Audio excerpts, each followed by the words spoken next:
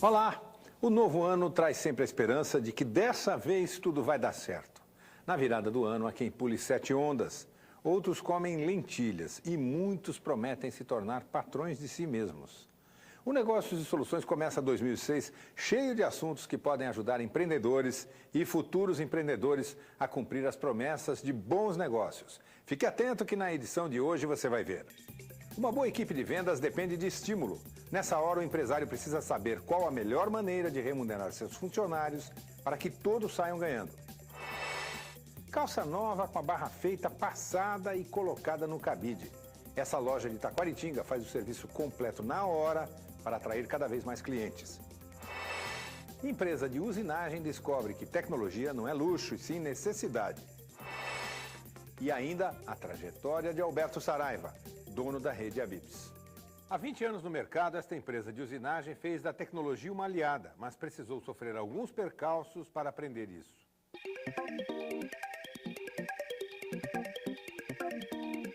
Nós trabalhamos com usinagem por eletroerosão a fio, usinagem CNC, torno CNC, voltado para o nosso foco é atender ferramentarias. A nossa empresa ela começou bem.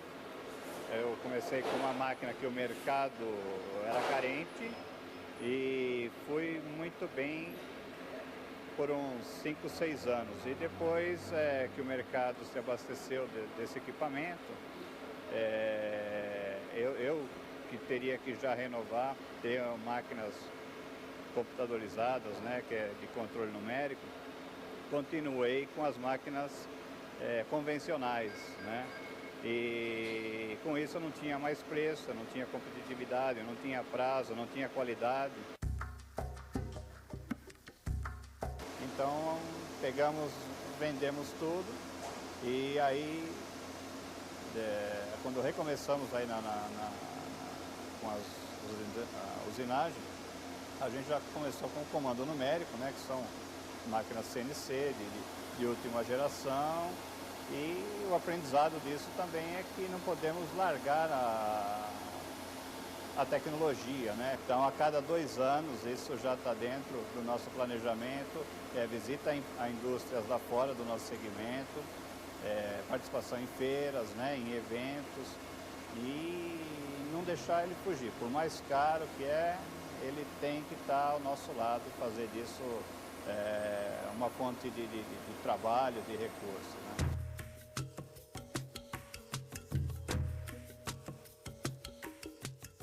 Bem, está aqui com a gente o consultor José Eduardo Ferreira Lopes para comentar esse assunto. José Eduardo, quando é que é possível você, digamos, abandonar a inovação tecnológica? Nunca? Nunca. Eu acho que todo empresário tem que estar sempre acompanhando a tecnologia. Eu costumo dar o seguinte exemplo. Imagine que você comprou uma máquina que na época era mais moderna e faz 6 meses que aconteceu isso. E você vai a uma feira e encontra uma máquina muito mais avançada do que essa que você acabou de adquirir há 6 meses atrás. Então, o que você vai fazer? Você vê o seu concorrente comprando uma máquina muito além daquela que você acabou de comprar.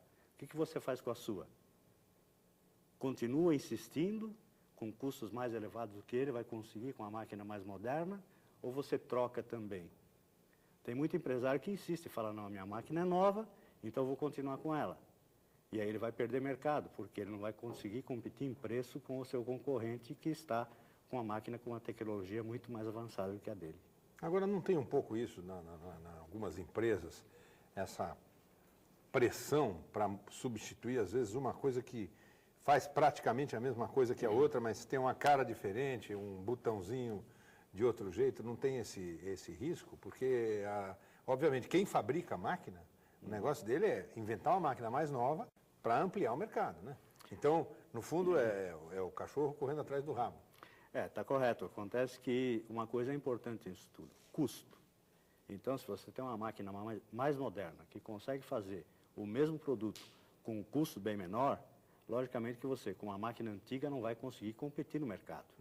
Porque você vai estar com um custo mais elevado que aquele que está produzindo com uma tecnologia mais avançada. Quer dizer, a receita é sempre ficar de olho se aquilo significa efetivamente uma redução de custos e aumento de competitividade. Exatamente. Não é pela beleza da máquina, não é porque ela é mais bonitinha, mais avançada, etc.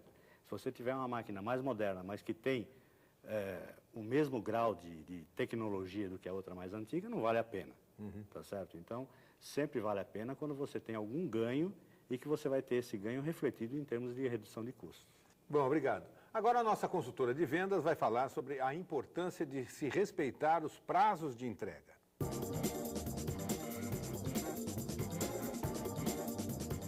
Deixar de entregar um produto no prazo pode causar grandes transtornos ao seu cliente, além, é claro, do risco de perder esse cliente para sempre. Imagine a seguinte situação: você acaba de fechar a venda do ano com aquele cliente que há muito vem tentando conquistar. Tudo muito bem negociado e você acerta a entrega do produto para daqui a 10 dias. Só que o seu principal fornecedor não cumpriu um prazo e agora você está numa situação difícil com o seu cliente por não poder entregar o produto conforme o combinado. O que fazer numa situação como essa? Já que os prazos estouraram, não tente enrolar o seu cliente. Seja muito honesto com ele e procure uma solução rápida, de preferência junto com seu atual fornecedor. Se isso não for possível, veja se não vale a pena ter um custo maior desenvolvendo um novo fornecedor. Tudo para não perder o cliente. Fique atento aos prazos combinados. Essa é uma forma simples de agradar o cliente e garantir sempre novas vendas. Qualquer empresa que tenha mais de um funcionário precisa ter uma estrutura hierárquica. Bom, isso pode parecer um palavrão, mas não é nada disso. Veja só.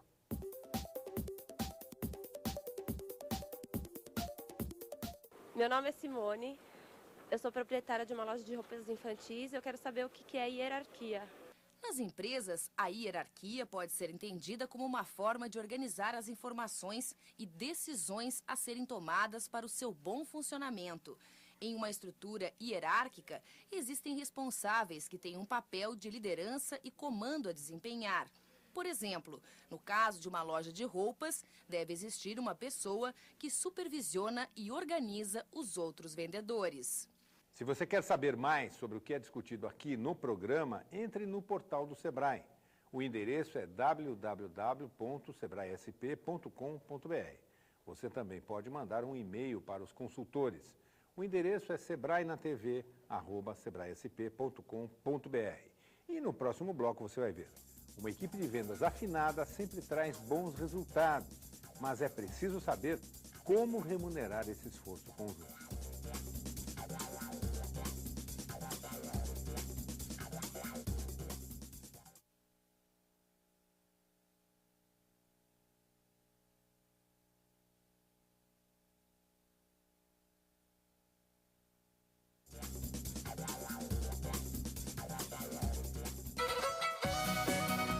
A loja existe há quase 30 anos, mas o que chama a atenção é o tempo de casa dos funcionários. Vou fazer 19 anos. 15 anos. 9 anos. 23 anos. 10 mais 10 mais 3. O responsável por este time de vendedores revela o segredo. Ninguém vai a lugar nenhum sozinho, principalmente quando se trata de trabalho, de equipe. Com essa ideia na cabeça e uma loja nas mãos, o Francisco garantiu o sucesso do empreendimento. Aqui, a solução do negócio foi investir na remuneração da equipe de vendas. Todos os funcionários ultrapassam as metas e recebem, no mínimo, 1,5 vezes o piso da categoria. Num primeiro instante, eles têm uma garantia mínima, um piso que é estabelecido pelo sindicato. Depois, à medida que ele vai aprendendo e tomando contato com, ele vai ganhando estímulos. Então, é dado a ele uma liberdade dele fazer o próprio salário. A gente que é funcionário precisa de incentivo. Isso é uma motivação.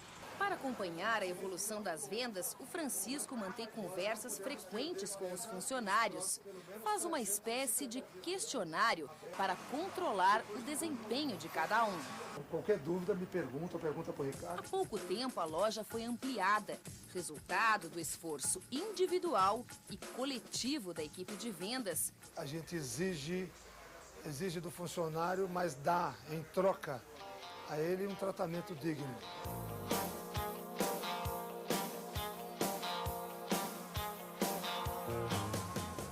O assunto agora é remuneração de equipe. E para tratar desse tema estão com a gente aqui Gustavo Carrera Azevedo, consultor do Sebrae São Paulo, e Andréia Rugad-Kane, diretora da Rugad-Kane, Consultoria e Gestão em Recursos Humanos. Esses funcionários dessa loja, Gustavo, estão aí há bastante tempo. Isso é um indicativo de que há um bom gerenciamento de equipe lá? Dá para perceber que ele está sempre ali, olhando no olho do funcionário, acompanhando o trabalho, identificando carências, dando o suporte necessário. Liderar é estar junto também, viu? Não dá para ficar longe imaginando que os funcionários vão trabalhar sem comandos e com o desempenho que eles mostraram ali. Agora, Andréia, a média das empresas raciocina que remuneração da equipe é salário, e salário significa X por mês, show, faça só. Há outras maneiras de se remunerar uma equipe de vendas? Com certeza. Eu acho que salário, acho que estava muito bem colocado, que salário é um piso, é uma forma básica de você remunerar. Mas cada vez mais a gente precisa de funcionários para fazer o trabalho. Cada vez é mais dependente de funcionários do que a própria tecnologia, que fica mudando e assim por diante. E aí o funcionário tem que se sentir parte do negócio. E para se sentir parte do negócio, remuneração variável é uma forma muito eficaz de fazer isso, né? Agora, é muito fácil fazer isso, ou é mais fácil fazer isso, quando você está lidando com pessoas que têm diretamente relação com a operação de vendas. Né? Mas vamos pensar num restaurante, por exemplo. Quer dizer, o cozinheiro que está lá cortando cebola, descascando, o auxiliar que está descascando batata, ele está distante do resultado final. É possível ter remuneração variável também para a gente que não está diretamente no negócio, no compra e vende? Com certeza, e até deve. Não necessariamente precisa ser a mesma remuneração, no mesmo formato, mas faz parte da equipe. E se é uma equipe, todo mundo tem que estar recebendo da mesma forma, ou pelos mesmos resultados que a empresa, o restaurante, a loja, o pequeno negócio estão fazendo, porque aí todo mundo contribui. Independente da posição que ele tiver dentro da empresa, é possível você definir alguns indicadores que avaliem o desempenho dele, o esforço, e a partir desse empenho, esse esforço, você remunerar, premiar. Então, a gente associa muito venda, que é um negócio fácil de mensurar. Exatamente. Mas, por exemplo, número de reclamações de um pedido, apresentação de um prato, por exemplo. Redução do desperdício. Redução do desperdício. São todos indicadores de áreas, vamos dizer, não fim, como vendas, e que podem ser utilizados com uma certa facilidade na pequena empresa. Existe uma melhor maneira de motivar a equipe numa empresa? Do que remuneração de vendas? Não, eu digo, existe uma fórmula, existe uma receita? Que a receita é que cada empresa vai ter sua própria fórmula. Acho que a pior coisa que a gente faz é copiar a fórmula dos outros, porque cada empresa tem uma característica muito diferente, pessoas muito diferentes.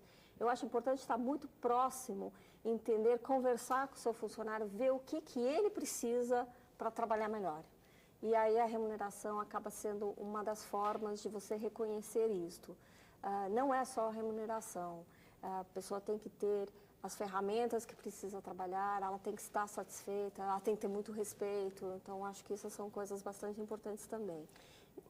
O bom gerente, o bom empresário, ele percebe, ele está trabalhando junto, como ela disse, e ele percebe o que motiva cada membro da equipe. Né? Em alguns casos é dinheiro mesmo, né? Em alguns momentos é dinheiro, em outros é um elogio, em outros é uma perspectiva de crescimento. Então, ele tem que trabalhar com todos os aspectos da motivação humana, não apenas com a remuneração. Sem dúvida que a remuneração, quando ela não é justa, quando ela não é suficiente, ela vai trabalhar no sentido oposto, vai desmotivar. Mas pensar em remuneração como o único caminho para motivar a equipe é um pensamento muito estreito. Porque após um tempo, aquele valor de salário ele acaba sendo incorporado à vida das pessoas. Ele aprende a viver com aquilo. Né? Agora, como é que se conciliam metas individuais e coletivas? Porque há certas questões que você pode chegar na empresa e dizer assim, olha, nós estamos faturando 100 e o nosso objetivo esse ano é subir para 120. Para isso, todo mundo, vamos lá, suar a camisa, gente. Agora, aí o sujeito que está na portaria da empresa, para ele não vai mudar o faturamento. Como é que se concilia essas duas vertentes? Eu acho que depende da função, você tem mais prioridade individual ou coletiva. Acho que essa é uma das formas que as empresas fazem isso. Certas funções, como a de portaria, obviamente, ele não está tanto na ponta da venda, mas ele pode receber as pessoas diferente, ele pode dar uma informação diferente, ele começa a participar e ele começa a trazer ideias também. Eu acho que uma das coisas, especialmente em empresas pequenas, onde todo mundo participa de alguma forma daquela operação, todo mundo pode participar com alguma ideia e isso acaba dando resultado no faturamento no fim do ano. Bem, obrigado, Andréia. Obrigado, Gustavo. E agora vamos ver o resumo dessa nossa conversa. Liderar é estar junto da equipe. A remuneração variável é uma maneira de aumentar a participação do funcionário no resultado da empresa. Há outras formas de reconhecer o esforço da equipe além da remuneração. Pessoas diferentes têm motivações diferentes em momentos diferentes. Não copie o outro. Não existe fórmula mágica.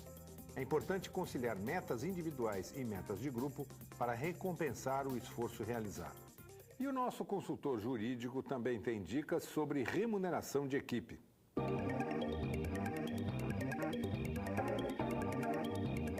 Qualquer empresa pode adotar alguns incentivos para estimular o desempenho de sua equipe de vendas. Mas para cada incentivo existe uma regra. Se a empresa resolver implantar a participação dos empregados nos lucros e resultados, é importante saber que a adoção dessa medida depende de um acordo entre empresa e empregados e que deve ser registrado no Sindicato dos Empregados.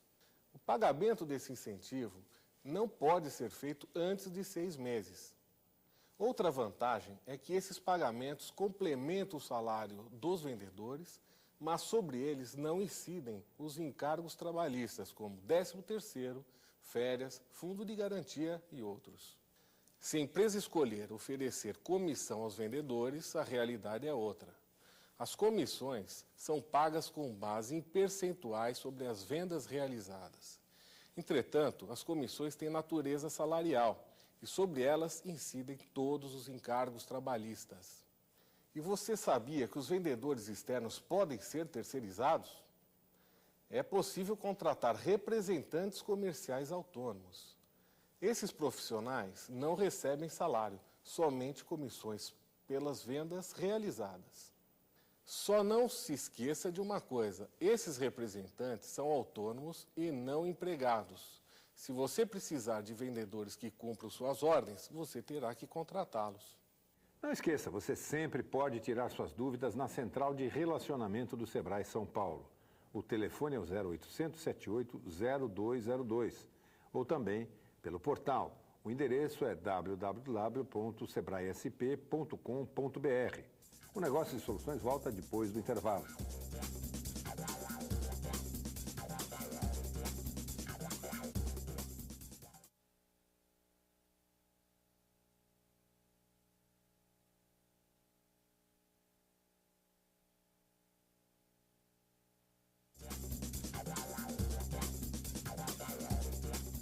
Não é preciso inventar moda para se destacar em um mercado competitivo. Este comerciante ofereceu um serviço simples: fazer a barra de calças em 15 minutos. Isso agradou os clientes e trouxe mais movimento para a sua loja.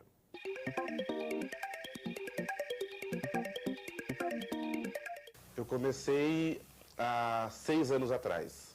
Então eu comecei a ir buscar roupa de sacola e vendendo de casa em casa. Aí, como o clientela começou a aumentar muito, eu tive que abrir um negócio, uma porta.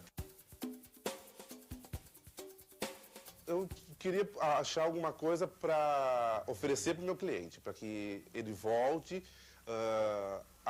mais vezes na minha loja. Então, eu conversei com uma costureira, terceirizei o serviço, de fazer a barra em 15 minutos. Então, enquanto ela experimenta a calça, ela fica provando as roupas, o restante escolhendo, eu levo até a costureira, espero e já trago a calça para ela. A maioria das costureiras não fazem esse serviço, então demoram mais para fazer esse serviço.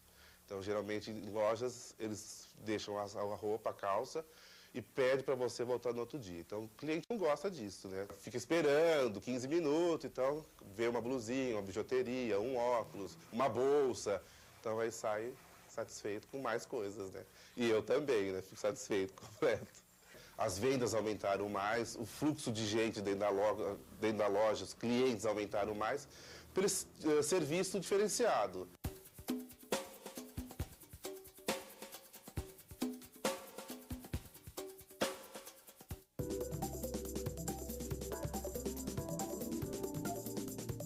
nasci em Portugal, né? Vim para cá com 6 meses de idade.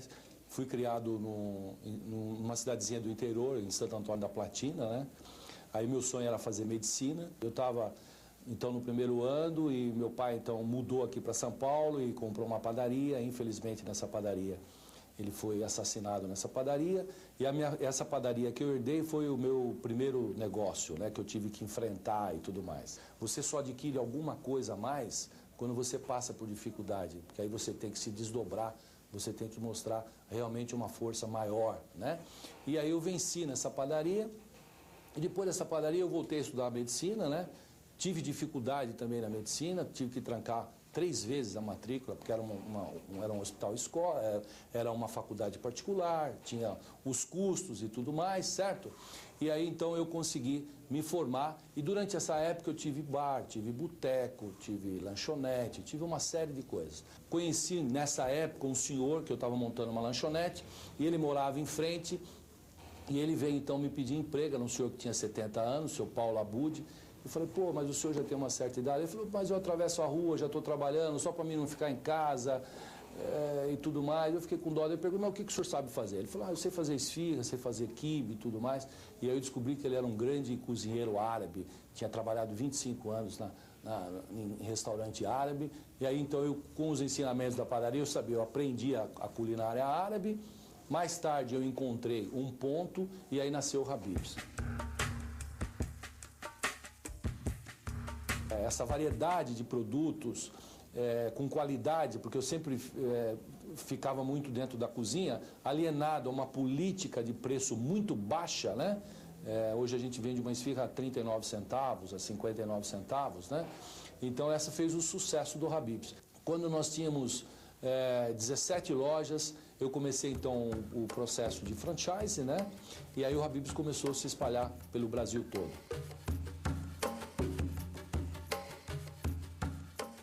Alberto Saraiva formou-se em medicina e, mesmo sendo português, fez fortuna com a cultura árabe.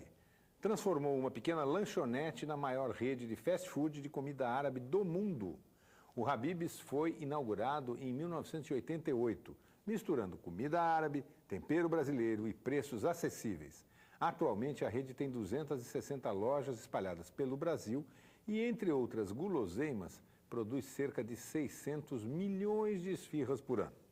E a sua empresa também pode ser um caso aqui no Negócios e Soluções. Mande sua sugestão por e-mail. O endereço é sebrae-na-tv@sebraesp.com.br. Ou, se preferir, acesse o portal do Sebrae São Paulo. O endereço é www.sebraesp.com.br. Lá você também encontra todas as informações sobre o programa e pode se aprofundar nos assuntos que são discutidos aqui no estúdio. O Negócios e Soluções fica por aqui, mas a gente volta na semana que vem para falar de fluxo de caixa. Até lá!